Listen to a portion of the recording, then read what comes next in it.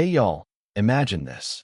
You're 7 months pregnant, sitting in first class, minding your own business, when a flight attendant out of nowhere slaps you across the face, hard enough for the whole cabin to freeze. That's what happened to Maya Carter, and trust me, this story's a wild ride. I'm telling it like I was there, because the way it unfolds, it feels personal, raw, like something you'd whisper about over coffee with your best friend.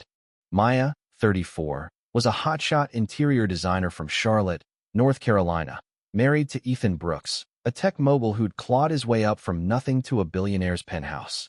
She was headed to Denver for a big pitch, one that could land her firm a contract to redesign half the city's downtown.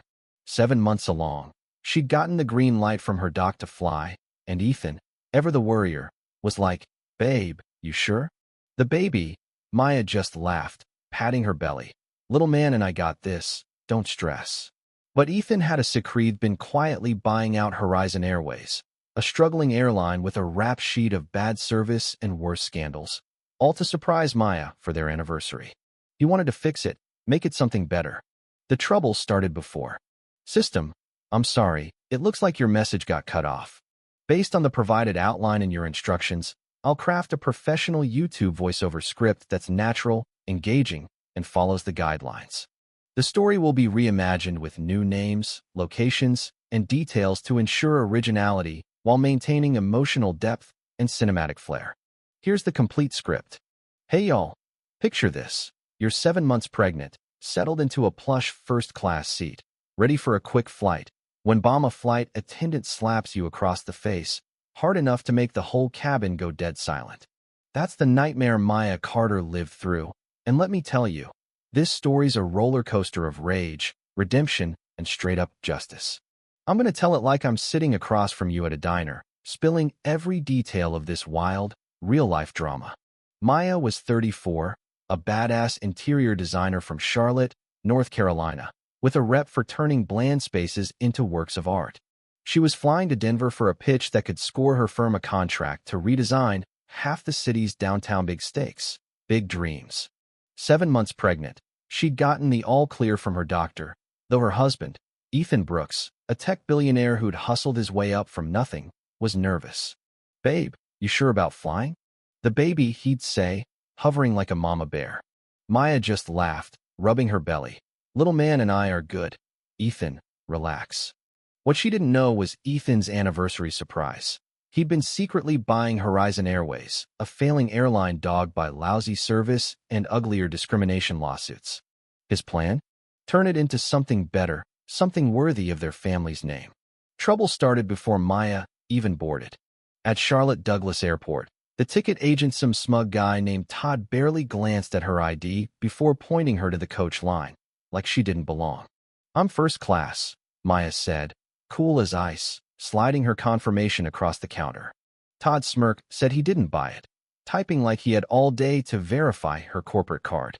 Then, at security, a TSA guy named Kyle singled her out for a random pat-down, extra thorough, while others breezed through. Maya, no stranger to this kind of nonsense, kept her head high. Dealt with being underestimated her whole life, from design school to client meetings where folks assumed she was the assistant, not the lead. On the plane, things got worse.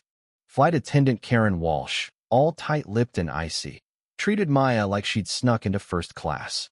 Karen skipped her drink order, tossed a water bottle on her tray like it was a chore, and when Maya needed the restroom, baby pressing on her bladder, Karen blocked her, saying, "Main cabin's got bathrooms open, ma'am.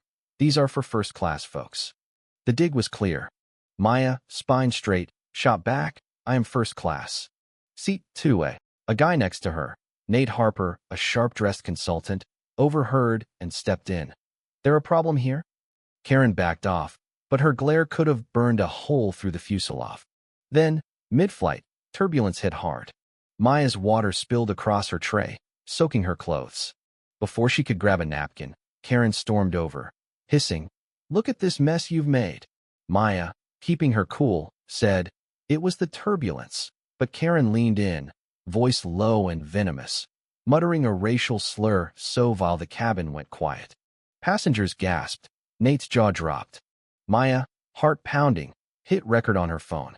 "What did you just say?" she demanded. voice steady despite the sting in her chest. Karen, caught, doubled down. You people always want special treatment, dodging the slur, but not the attitude. When Maya reached for the call button, Karen's hand shot out slap, the sound echoing like a gunshot. The cabin erupted in gasps. Phones came out, filming everything. Nate jumped up, seatbelt sign be damned, shouting, "What the hell's wrong with you?" Another passenger, Dr. Lena Harris, an obstetrician, rushed over, checking Maya's pulse as contractions hit stress from the ordeal, making her baby kick like crazy. An air marshal, Greg Tate, flashed his badge, ordering Karen to the galley. "You just assaulted a passenger. That's a federal offense." As the plane hit more turbulence, Maya's phone buzzed with a text from Ethan. "Just bought Horizon Airways. Anniversary surprise. Call me when you land." Maya let out a shaky laugh. Her husband owned the airline, and this still happened? The plane got priority landing at Denver International. Paramedics met Maya at the gate, rushing her to the airport's medical center. Dr. Harris stayed by her side, confirming the baby's heartbeat was strong, though stress-induced contractions had Maya gripping the bed rails. Ethan landed soon after, storming in with their doctor and legal team, his face a mix of fury and fear. "You okay? The baby?" he asked, grabbing her hands. "We're okay," Maya whispered. "But it was bad, Ethan."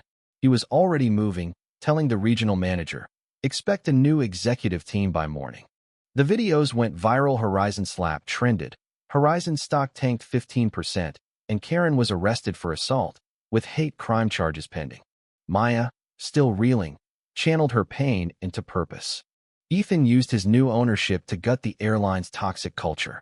At a board meeting a week later, Maya stood, hand on her belly, and laid it out. "Karen felt untouchable because your culture let her. That ends now." Ethan rolled out a zero-tolerance policy, fired half the C-suite, and tapped Maya to redesign crew facilities to scream inclusion. 6 months later, Horizon Airways became Unity Airlines, with a new logo and a $20 million scholarship fund for minority aviation careers. Fast forward 5 years. Maya's design for Unity's International Terminal won awards for its welcoming vibe. At the ceremony, her daughter, Zoe, now 5, cheered next to Ethan and the Robinson kids twins Maya mentored after meeting them at the airport that day. On their flight home, Zoe chatted with a black female pilot, Captain Aisha, dreaming of flying herself. Maya looked out at the sunset, holding Ethan's hand, thinking how one awful moment sparked a revolution. "Turbulence," she said softly. "Sometimes it leads to the smoothest flights." So, what would you do if you saw this go down? Step in, record it, or call for help. Drop a comment with your take. Let's talk about what justice looks like when the system's stacked against you. If this story hit you, smash that like button, share it with someone who needs to hear it, and subscribe for more real stories of fighting the good fight. Let's keep pushing for a world where no one's gotta endure what Maya did.